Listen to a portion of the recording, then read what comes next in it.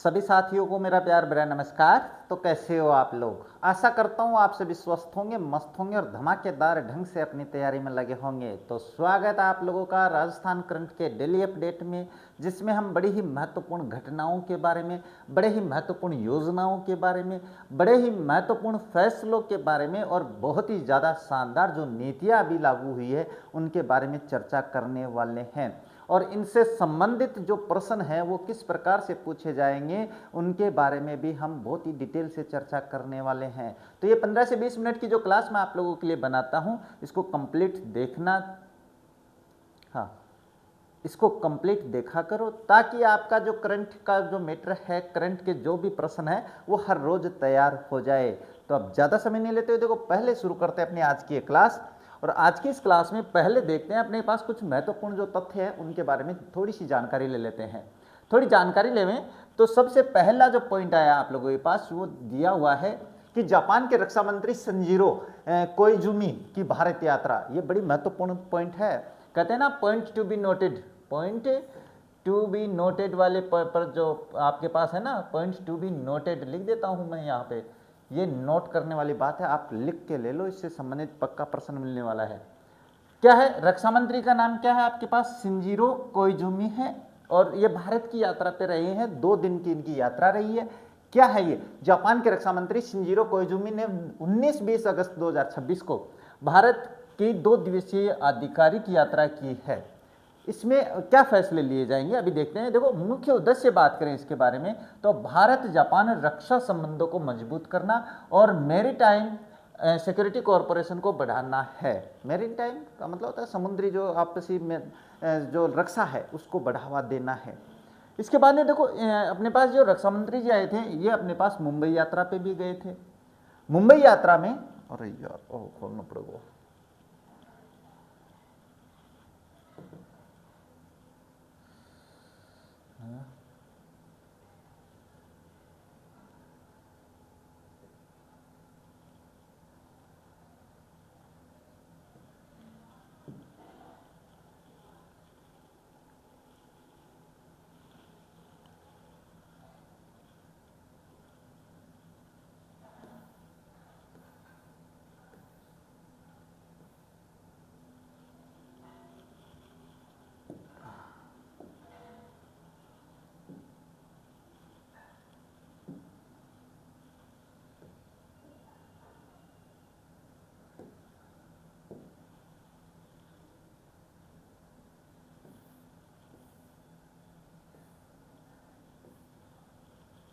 तो ठीक है यार।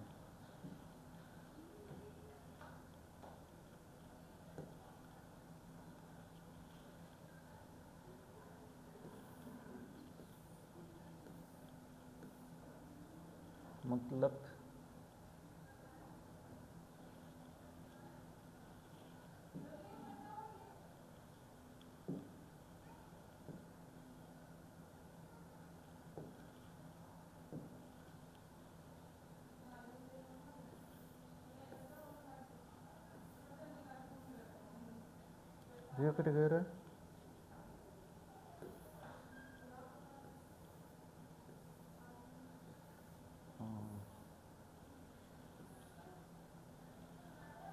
यात्रा में वेस्टर्न नेवल कमांड में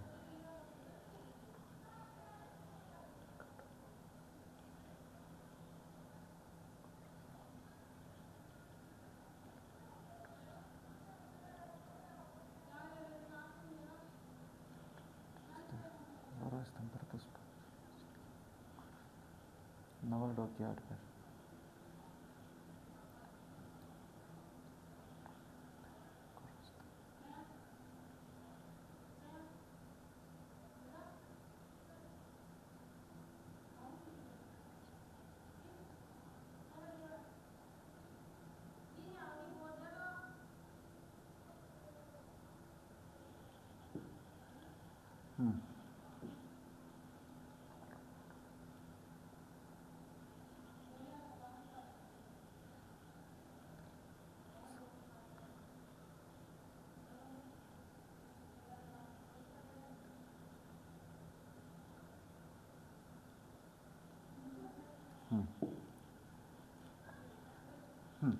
इन्होंने मुंबई की यात्रा भी की। और मुंबई में बात करें आपके पास तो नवल डॉकयार्ड पे, है ना, नाम याद रखना भाई, नवल डॉकयार्ड यानी नवल बंदरगाह की बात कर रहा हूँ मैं, है ना, नवल बंदरगाह पे जाकर अपने पास जो गौरव स्तंभ है, गौरव स्तंभ पर आपके पास क्या है, इन्होंने पुष्पांजलि या पुष्प अर्जित किए भाई, है ना, गौरव स्तंभ पर पुष्पांजलि दी है या पुष्प अर्जित किए भाई, ये थोड़ी सी बात ध्यान में रखना, पुष्प अर्जित किए, ये ध्यान में रख लेना भाई। दूसरी बात करें तो आपके पास नई दिल्ली की यात्रा में थे भाई। नई दिल्ली की बात करें तो मनेक्सा सेंटर, है ना, मनेक्सा नाम याद रखना भाई, मनेक्सा, मैं वैसे लिख देता हूँ भाई, हाँ, मनेक्सा जो सेंटर है वहाँ पे जाकर इन्होंने अपने पास guard of honour, guard of लिख रहा हूँ मैं, देखो भाई अंग्रेजी में आ जाता है भाई, ऑफ ऑनर में अपने पास क्या है, निरीक्षण किया। यहाँ पे जाके इन्होंने निरीक्षण भी किया है। यहाँ दिल्ली के इस कार्यक्रम में आपके पास हमारे रक्षा मंत्री राजनाथ सिंह, है ना, ये भी उपस्थित थे भाई, रक्षा मंत्री राजनाथ सिंह जी भी यहाँ पे उपस्थित थे, नाथ सिंह भी यहाँ पे उपस्थित रहे थे। अब इसमें अगर थोड़ी सी बात करें तो भारत जापान मंत्रियों की बैठक हुई थी। इस बैठक में इन्होंने क्या किया भाई, इस बैठक की बात करें तो राजनाथ सिंह और शिंजिरो कोइजुमी ने भारत जापान रक्षा मंत्रियों की बैठक की अध्यक्षता करी भाई, दोनों ने मिलकर अध्यक्षता करी है। भारत का defence research and development organisation DRDO नाम याद रखना भाई, और जापान की acquisition technology and logistic agency जिसको एटला बोलते हैं, उन्नत रक्षा और प्रौद्योगिकी में सहयोग बढ़ाएंगे, ये इस बात पे चर्चा हुई थी। यहाँ पे प्रमुख अभ्यास कौन से होते हैं, युद्धाभ्यास की बात करें जापान के बीच में और अपने भारत के बीच में तो धर्मा गार्डियन जिसको कहते हैं, और जापान इंडिया मैरीटाइम एक्सरसाइज जिसको जेमेक्स कहते हैं, क्या कहते हैं, जेमेक्स कहते हैं, ये युद्धाभ्यास होते हैं हमारे अपने पास जापान और भारत के मध्य।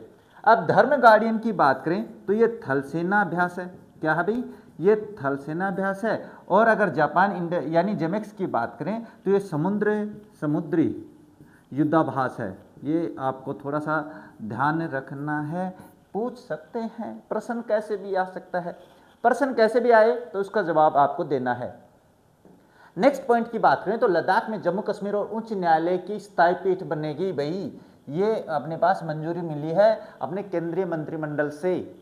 बात करते हैं केंद्रीय मंत्रिमंडल ने प्रधानमंत्री नरेंद्र मोदी की अध्यक्षता में लद्दाख में Jammu and Kashmir and Ladakh high court, ये एक हाई कोर्ट है जो जम्मू एंड कश्मीर के लिए एक ही काम करता है कि स्थायी पीठ स्थापित करने को मंजूरी दी गई है।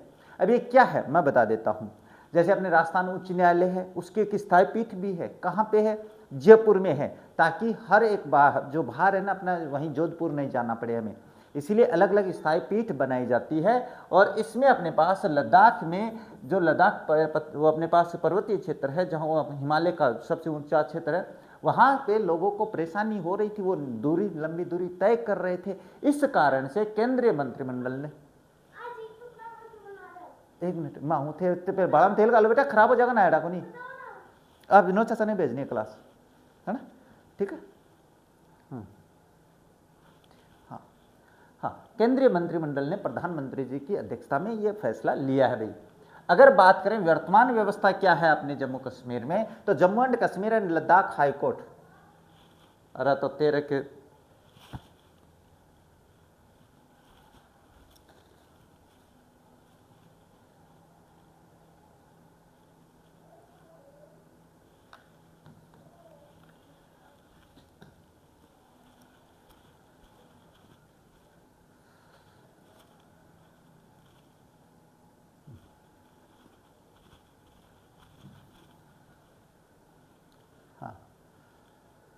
तो अपने केंद्रीय मंत्रिमंडल ने प्रधानमंत्री जी की अध्यक्षता में यह फैसला लिया है।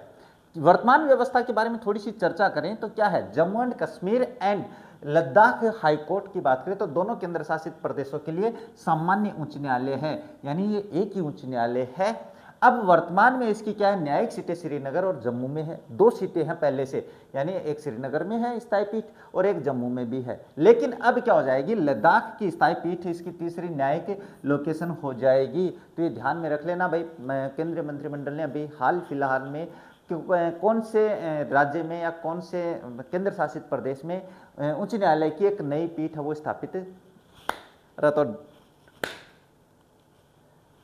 हाँ ठीक, हाँ नई पीठ है वो स्थापित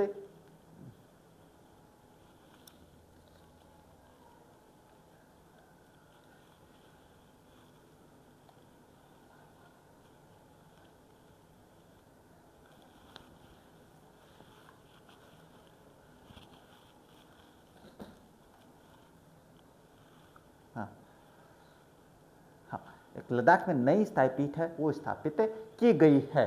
अच्छा, इसके बाद एक छोटी सी चर्चा करें तो जिलाधिकारियों की, ये बहुत ही इंपॉर्टेंट है भाई, है ना, ध्यान रख लेना भाई, point to be noted, point to be noted, अभी देख लेना इस पॉइंट को।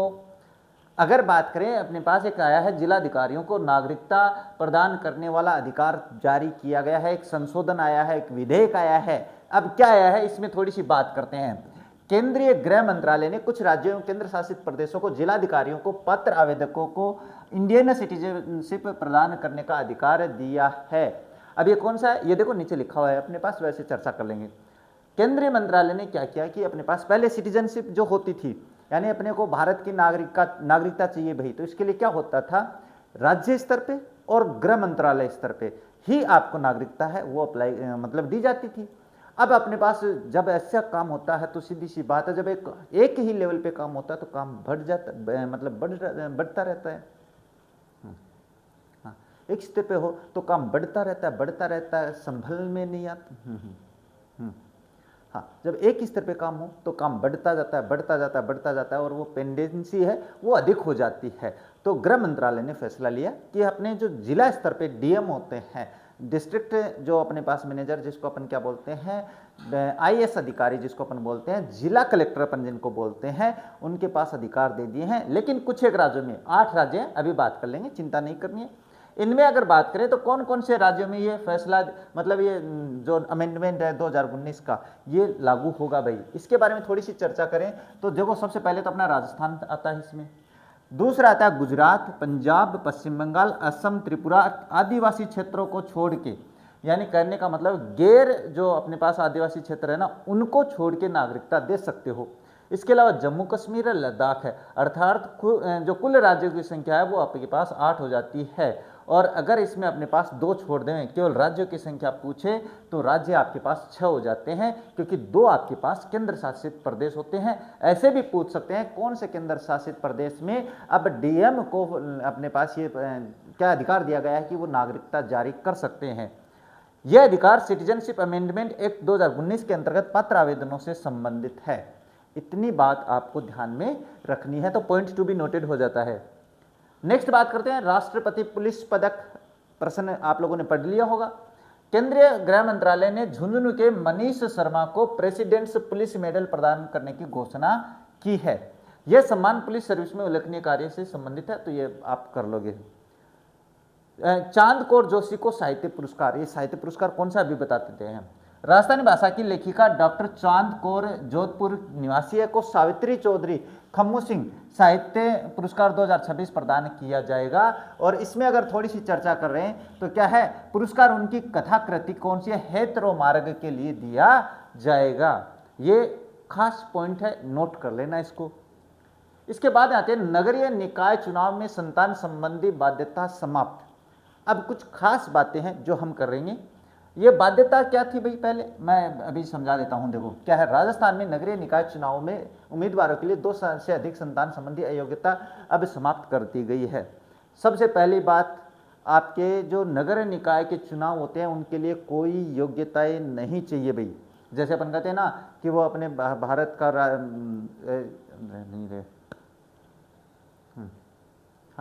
जैसे वो कहते हैं ना कि राज्यपाल के लिए क्या क्या अपनी योग्यताएं हैं जो संविधान में दिए, इसमें केवल अर्हताएं हैं, केवल शर्तें पूरी करनी है। और शर्तों में आपके पास क्या है, ये जो शर्त थी पहले कि अपने पास जो भी नगर निकाय चुनाव लड़ेगा उसके 2 से अधिक संतान नहीं होनी चाहिए, ये अपने पास हटा दिया गया है। इसके अलावा जैसे उस पर कोई केस नहीं चल रहा हो, इसके अलावा वो सरकारी पद का लाभ नहीं ले रहा हो, इसके अलावा वो दिवालिया घोषित ना किया हुआ हो, पुलिस का उस पर केस नहीं चल रहा हो, तो ऐसी अहर्ताएँ हैं, ऐसी शर्तें हैं जो वहाँ पे इसके लिए लागू होती है। अच्छा, नगर पालिका अधिनियम 2009 में संशोधन किया गया है, ये ध्यान में रखेंगे। प्रमुख संशोधन कहाँ है? धारा 2 और धारा 24 में है। अच्छा, धारा 2 में क्या किया गया है ये अभी बात कर लेते हैं। देखो, धारा 24 की बात करें तो धारा 2 से अधिक संतान के कारण नगरपालिका सदस्य बनने की अयोग्यता वाला प्रावधान हटा दिया गया है। तो ये आपके पास क्या हो जाता है, अब आपके अगर 2 से अधिक संतानें हैं तो भी आप चुनाव लड़ सकते हैं, ये पॉइंट हटा दिया भाई। अगर नेक्स्ट बात करें तो आपके पास आ जाता है धारा 2 में खतरनाक रोग की परिभाषा में कुष्ठ रोग को संदर्भ को हटाने का प्रावधान है। अपनी धारा 2 है, उसमें कई बीमारियां हैं जिनको खतरनाक बीमारियों में शामिल किया गया है, जैसे हैजा है, चेचक है, इनको इसमें शामिल किया गया है। इसमें कुष्ठ रोग भी था पहले, लेकिन अब कुष्ठ रोग को हटा दिया गया है। अब बात करें, राजस्थान निर्वाचन आयोग ने इसके अनुसार पुराने संबंधित निर्देशों को समाप्त करते हुए नए दिशा निर्देश जारी किए हैं। तो ये पॉइंट तो ऐसे शायद आपके ध्यान में रह जाएगा, इसलिए लिखा है। नेक्स्ट बात करें तो क्या है, आरजेएचएस में कार टी सेल थेरेपी 2 शामिल भाई। अब इसमें अपने छोटी सी बात करेंगे अपने, है ना, ये मैंने प्रश्न पहले पढ़ा दिया है आप लोगों को, लेकिन इसकी डिटेल आज थोड़ी सी चर्चा कर लेते हैं। क्या है, राजस्थान सरकार ने राजस्थान गवर्नमेंट हेल्थ स्कीम आरजेएचएस में गंभीर रक्त कैंसर यानी ब्लड कैंसर के उपचार के लिए कार्टी सेल थेरेपी को अनुमति पैकेज में शामिल किया भाई। यानी अपने पास अब आरजेएचएस में अपने इसका इलाज करवा सकते हैं। और इसमें बात करें लाभार्थी पात्र अधिकारी क्या है, कौन है लाभार्थी पात्र की बात करें तो सरकारी है भाई, सरकारी कर्मचारी, पेंशनर्स और उनके डिपेंडेंट्स, ये ही इसमें शामिल है, सामान्य वर्ग नहीं शामिल है भाई। आरजीएचएस में कौन शामिल है, सरकारी कर्मचारी है, पेंशनर्स है और उनके डिपेंडेंट्स है। इसके बाद में अधिकतम पैकेज की बात करें तो 30 लाख रुपए हैं रखे भाई, यानी आप 30 लाख रुपए तक का इलाज इसमें करवा सकते हो। राशि का विभाजन किस प्रकार से, कार्टी सेल के निर्माण पर 26 लाख तक और केयर तथा संभावित कॉम्प्लिकेशन के मैनेजमेंट के लिए 4 लाख, यानी आपके पास 2 तरीके से इस राशि का क्या है उपयोग किया जा सकता है। एक बात ध्यान में रखना, टोसिलीजुमाब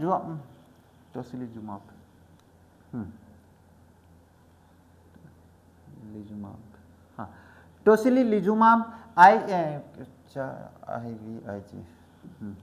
हाँ, इसमें टोसिलीजुमाब और आईवीआईजी और हॉस्पिटलाइजेशन तथा डिस्चार्ज के बाद 30 दिनों की मेडिसिन भी शामिल हैं, ये भी ध्यान में रखना। कार्टी थेरेपी क्या है आखिर, इसके बारे में जानना जरूरी है। ये एक क्या है, आधुनिक इम्यूनोथेरेपी है, ये ध्यान रखेंगे। इसमें मरीज के ब्लड से टी लिम्फोसाइट निकाले जाते हैं, टी लिम्फोसाइट नाम याद रखना भाई। लेबोरेटरी में इन सेल्स को क्या किया जाता है, जेनेटिक सेलुलर मॉडिफिकेशन द्वारा कैंसर सेल्स पहचानने और उन पर हमला करने योग्य बनाया जाता है। यानी कहने का मतलब ये टी लिम्फोसाइट्स है, इससे निकाले जाते हैं, अपने लेबोरेटरी में इस पर परीक्षण किया जाता है और उस पर बाद में उस कोशिका को, यानी जैसे कैंसर की अपने पास कोशिका है, कहते हैं ना जहर को मारता है, तो इसको योग्य बनाते हैं कि वो अपने पास सेलुलर मॉडिफिकेशन, इसका मॉडिफिकेशन किया जाता है ताकि अपने पास ब्लड कैंसर में जो अपने उसके वायरस वगैरह जो होते हैं उनको मार सके, सीधी सी बात ये है। इसके बाद मॉडिफाइड सेल्स को वापस मरीज के शरीर में प्रविष्ट कराया जाता है ताकि वो उनसे लड़ सके, ब्लड कैंसर की जो सेल्स है उनसे वो लड़ सके, इसलिए ये मॉडिफाई किया जाएगा भाई, मॉडिफाई किया जाता है। तो ये पॉइंट टू बी नोटेड रखना। इसके बाद में चलिए अपने पास जो मुख्य बातें थी वो तो होती है कंप्लीट, और इनसे संबंधित कुछ खास प्रश्न हैं उन पे भी चर्चा कर लेते हैं, ज़्यादा समय नहीं लेंगे अभी इसमें बात करें तो आपके पास point to be noted questions की बात करें तो चलिए, भारत और जापान के बीच उन्नत रक्षा प्रौद्योगिकी सहयोग के संदर्भ में कौन सा संस्थागत युग्म सम्मिलित है, इसमें बात करेंगे तो डीआरडीओ और एटला, अभी नाम आया था ना डीआरडीओ और एटला, मैंने बोला था ये दोनों सम्मिलित है। इसके बाद आते हैं भारत और जापान के मध्य आयोजित होने वाले अभ्यासों के संबंध में निम्नलिखित कथनों पर विचार कीजिए। विचार करें तो धर्म गार्डियन थल सेना से संबंधित संयुक्त अभ्यास है, मैंने बता दिया। इसके बाद में JIMEX Japan India maritime exercise द्विपक्षीय समुद्री अभ्यास है, तो ये दोनों कथन सत्य होते हैं, दोनों ही कथन सही है भाई। नेक्स्ट, लद्दाख में स्थायी पीठ की स्थापना के बाद जम्मू कश्मीर और लद्दाख की उच्च न्यायालय की कुल कितनी अवस्थिति हो जाएंगी, 3 हो जाएंगी भाई। जम्मू कश्मीर, जम्मू श्रीनगर और आपके पास लद्दाख। इसके बाद में केंद्रीय गृह मंत्रालय द्वारा जिलाधिकारियों को नागरिकता देने के अधिकार के संबंध में कौन सा कथन असत्य है। अगर ये बात करें तो यह अधिकार कुल 8 राज्यों केंद्र शासित प्रदेशीय क्षेत्रों में दिया गया है। ये शक्ति नागरिकता संशोधन अधिनियम 2019 के अंतर्गत दी गई है। त्रिपुरा के सभी क्षेत्रों, आदिवासी क्षेत्रों सहित ये अधिकार पूर्णतः लागू नहीं होगा वही, और इसका मुख्य उद्देश्य स्थानीय स्तर पर प्रक्रिया को तेज और सुगम बनाना है। इसमें अपने पास आदिवासी क्षेत्रों को छोड़ा गया था, मैंने बताया था छोड़कर। इसके बाद में बात करें राजस्थान नगरपालिका संशोधन 2026 के माध्यम से धारा 24 में क्या प्रमुख बदलाव किया गया है। 2 संतान संबंधी हटा दिया गया, ये मतलब ये सही है आपके पास। इसके बाद आता है राजस्थान नगरपालिका अधिनियम 2009 की धारा 2 में खतरनाक रोग की परिभाषा में से किस बीमारी का संदर्भ हटाया गया है। तो इसमें कुष्ठ रोग तो हटा दिया गया है, टिबेटिक, हैजा और चेचक है, इसको शामिल ही रखा है। इसके बाद में कार्टी सेल थेरेपी के संदर्भ में निम्नलिखित कथनों पर विचार कीजिए। एक आधुनिक इम्यूनोथेरेपी है, बिल्कुल सही है। इसमें मरीज के रक्त में बी लिम्फोसाइट्स है, वो लिया क्या है, जेनेटिकली मॉडिफाई किया जाता नहीं। इसमें टी लिम्फोसाइट्स को किया जाता है भाई, किसको किया जाता है, टी लिम्फोसाइट्स को किया जाता है। इसका उपयोग मुख्य रूप से गंभीर, ये भी सही है। तो 1 और 3 सही है, इसमें ये ऑप्शन आपका सही हो जाता है। इसके बाद में Rajasthan government health scheme RGHS के तहत कार्टी सेल थेरेपी हेतु स्वीकृत 30 लाख पैकेज का सही विभाजन 26/4 है भाई, 26/4 ये रहा। इसके बाद में आते हैं राजस्थानी भाषा की प्रसिद्ध लेखिका डॉक्टर चांद कौर जोशी को सावित्री चौधरी खूम सिंह साहित्य पुरस्कार 2026 किस कथाकृति के लिए दिया गया है। हेत रो मार्ग, क्या हो जाएगा भाई, इसमें हेत रो मार्ग के लिए दिया गया है। इसके बाद में केंद्रीय गृह मंत्रालय द्वारा राष्ट्रपति पुलिस पदक से सम्मानित मनीष शर्मा का संबंध राजस्थान के किस जिले से है। तो ये अपने पास झुंझुनू के हैं। तो आपका हो जाता है आज का मैटर कंप्लीट। आशा करता हूँ वीडियो पसंद आया होगा। अगर वीडियो पसंद आया तो वीडियो को लाइक और शेयर जरूर कर देना। साथ ही चैनल पे नए हो तो चैनल को सब्सक्राइब कर बेल आइकन को ऑन रखना, ताकि मेरे वीडियोस के नोटिफिकेशन सबसे पहले आप लोगों के पास पहुंचे। तो बस आज के इस वीडियो को यहीं पे कंप्लीट करेंगे। मिलेंगे आप लोगों से अपने नेक्स्ट वीडियो में, तब तक देखते रहे हमारा चैनल। जय हिंद, जय भारत।